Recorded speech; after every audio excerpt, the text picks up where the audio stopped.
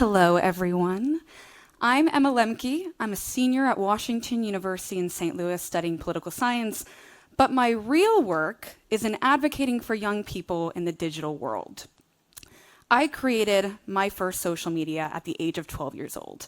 I was in the 6th grade. I was the last in my friend group to download Instagram. And at first, these platforms, they seemed really magical, a way to connect with others, to express myself, and to explore beyond my small little world in Birmingham, Alabama. But as I spent more time online, I was met with a much harsher reality. These platforms weren't built for my well-being. They were built to capture and to hold my attention at any cost. The issue isn't just about young people. It affects us all in unknown and unimaginable ways. We aren't the first generation to be shaped by new technologies. Every transformative shift, whether it be the radio, television, or the internet itself, it came with a fight for responsible innovation. And every time, it wasn't just one group, but a coalition across generations, industries, and movements that forced change. That's why I'm here today speaking for SMC, the Sustainable Media Center. SMC was built on a simple but powerful idea. We can't fix this alone. Tech reform isn't just a Gen Z fight or a parental concern or a policy debate. It's all of these things. It's a labor issue, a mental health issue, a democracy issue, a human rights issue. Every sector of society has a stake in building a better future for social media. At SMC, we're bringing these voices together, not just youth activists, but parents, educators, researchers, whistleblowers, policymakers, and even tech insiders, former tech insiders, who know exactly how these platforms were designed to exploit us. We believe that true reform requires an intergenerational and interdisciplinary movement, one that recognizes the power of young people as changemakers, while also learning from those who have fought similar battles before us. The problems we're facing, they're systemic. But history has shown us that systems can change when enough people demand it.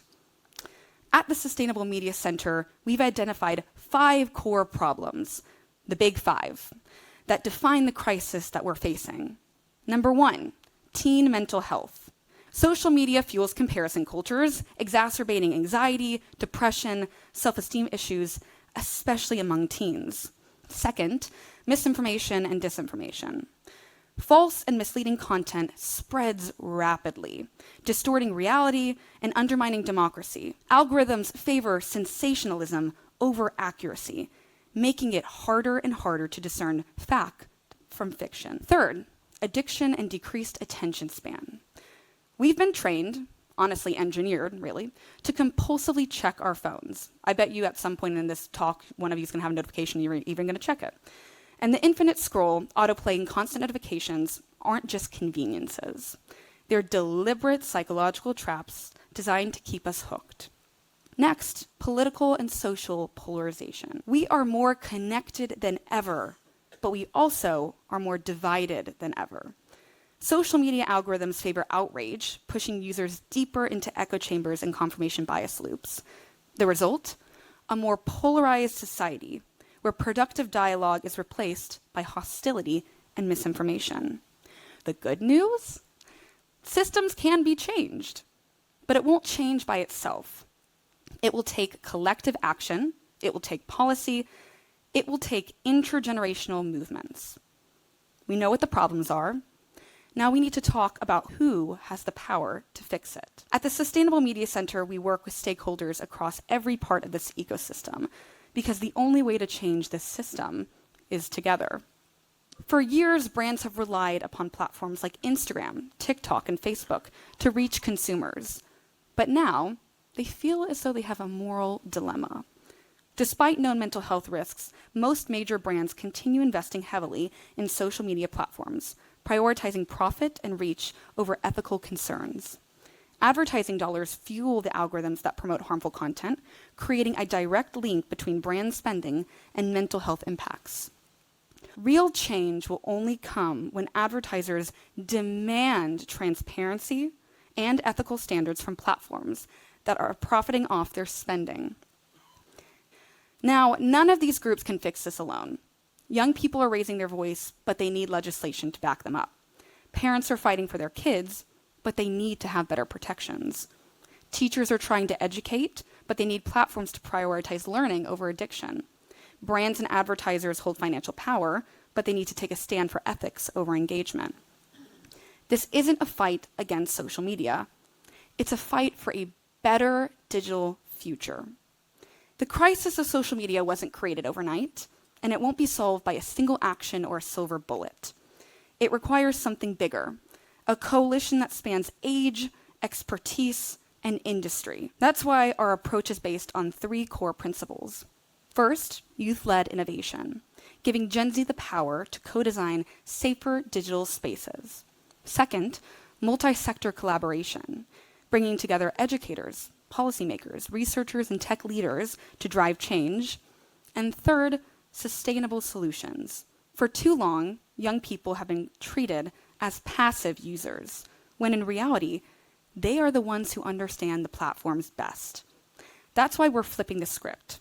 Through Activate Media, we're creating a co-design incubator where young people work alongside developers, policy experts, and mental health advocates to develop alternative business models that don't rely on addiction and surveillance, and to fund and accelerate new digital spaces built for community, not manipulation. And we've seen this coalition model work before. In the past, industries that were once deemed too powerful to regulate, from big tobacco to the auto industry, were forced to change. Now, it's social media's turn. As Frances Haugen said in her testimony against Facebook, we can have social media that brings out the best in humanity, but right now, it's doing the opposite. The intergenerational movement for a safer digital future is already growing. The takeaway is simple. Big systemic problems call for bold funding partners who ask fearless questions, remain curious about what's next, and embrace the future with conviction. We have work to do, and we're ready. I'm not alone in this work, and I'm proud to stand alongside an incredible team of Gen Z advisors and experienced professionals who are committed to transforming social media. From my fellow youth activists like Zaman Qureshi, Deja Fox, and Jacqueline Corin, we are a coalition united by a single purpose: to create a digital world worthy for the next generation. We can't build it by ourselves, but we can build it with you. We refuse to accept that exploitation is the price of connection. We refuse to believe that addiction is necessary for innovation. And we refuse to concede our digital futures to the same companies that have betrayed our trust time and time again. We know the problems, we have the research, and now we have a plan. This isn't about nostalgia for a pre-digital age. It's about building a world where technology serves humanity, not the other way around. And that world will only exist if we build it together. So the next time someone says to you, "It's too late to change things," remember this. Young people are already reimagining the future. We're not waiting for your permission. Parents, teachers, and lawmakers are demanding accountability. They're refusing to accept the status quo. And brands and investors are being called to a higher standard. They're realizing that ethics and economics can align. The movement is here, the momentum is building, and the question isn't whether change will happen, it's whether we'll rise to meet the moment with the courage that it demands. Will you join us? Because this isn't about likes or followers or screen time. This is about the kind of digital society Gen Z wants to live in. This is about the values that we choose to prioritize. This is about reclaiming our digital humanity. And I believe with every fiber of my being that we can create something better than what we have today. Thank you so much.